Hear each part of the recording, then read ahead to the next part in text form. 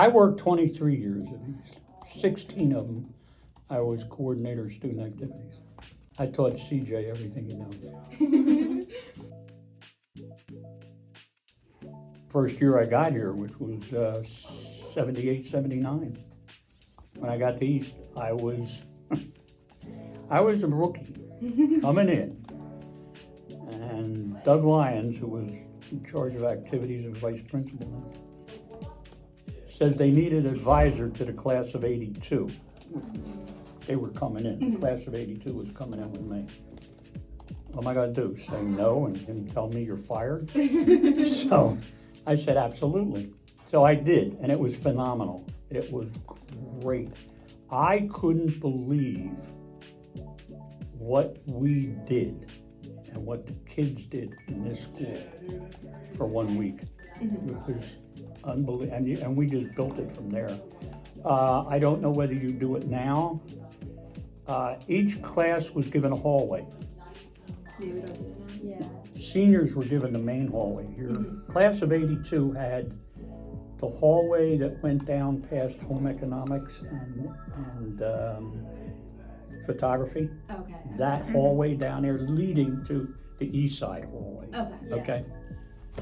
And your job was to decorate it. And you wouldn't believe what classes came up with to decorate. It was unbelievable. And the kids loved it. Loved it. And then it grew from there by activities we kept adding during the week. And yeah, it really was a fantastic time. It got classes together.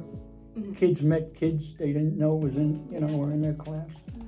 And I will tell you this, the class of 82, which I was advisor to, was the first class ever, senior class ever, to lose Spirit Week. The class of 82 was? My class.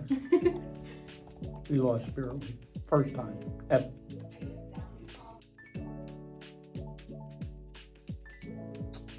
We just kept throwing in different activities. We put in a tug of war, we put in dance contests, we put in jump rope contests. We built up the floats, okay? We had floats. Each class had their own float and decorated it and everything else. And of course, back then we played on Thanksgiving. We didn't play the night before, like tonight or something like that. We played West on Thanksgiving back then. Yeah. And that was the end of Spirit Week. And we had floats, and at halftime, the floats would go around the field. Prior to that, I would have teachers come and judge the floats, and we would judge them and see who won and everything else like that. And the kids absolutely had a ball. They had a ball. Well, I wouldn't say it was the main part because we had floats. I basically think the floats were the main part of Spirit Week. The decorating of the hall and the decorating of the floats. That was probably the two biggest things. And then in between you had these other activities which kids, great. Basically, the ideas for the dance contest, the tug of war, the jump rope contest, those ideas came from kids. They came from kids. They talking and everything else, any chance that we could do this, and we found a way of doing it. I don't know why the interest decreased, okay? It's a shame. I think it's absolutely terrible. And I think by not having that which we had back then, I'm sorry, you guys are losing out. You guys are losing out on a huge part of what being here was. Yeah. Okay? And it's a shame. It really is a shame. You're the only ones that could answer. No, those people who are not interested, they're basically the only ones you can go to and ask why. Yeah. Don't ask me, because I don't have an answer for it.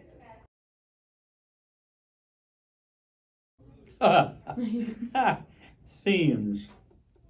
I mean, each class had their own. Oh. We didn't say that. Oh, each class picked their own theme. Okay.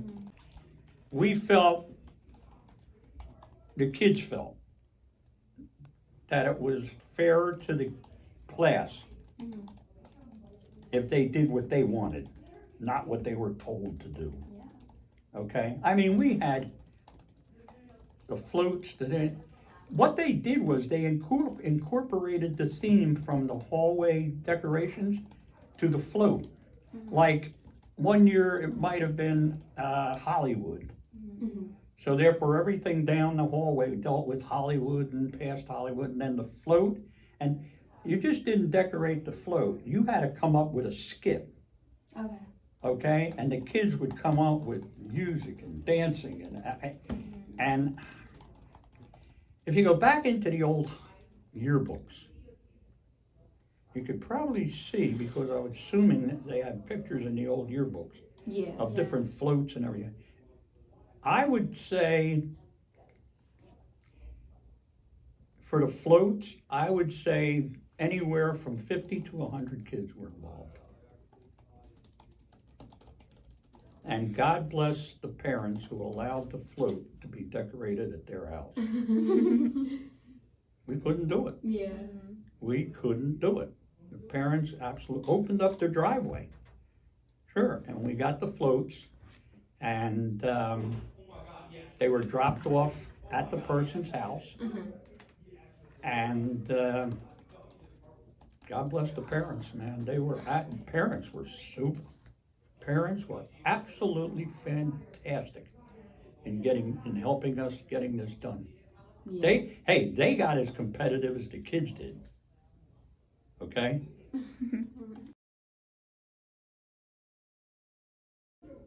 No. Now, what I heard, I don't know, but when they did the track, and don't forget, all of this was at West. We never had the game here. Right. Never. It was always over there. Yeah.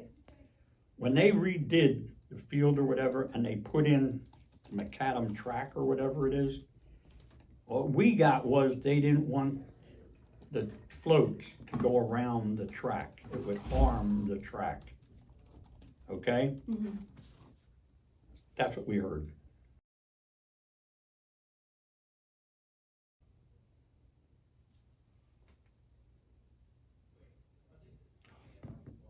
If you total them off, in other words, if you're telling me there may have been a student who was more involved in the decorating of the hallway than there was in the float. There may be kids who did the float, but they didn't do other stuff, okay?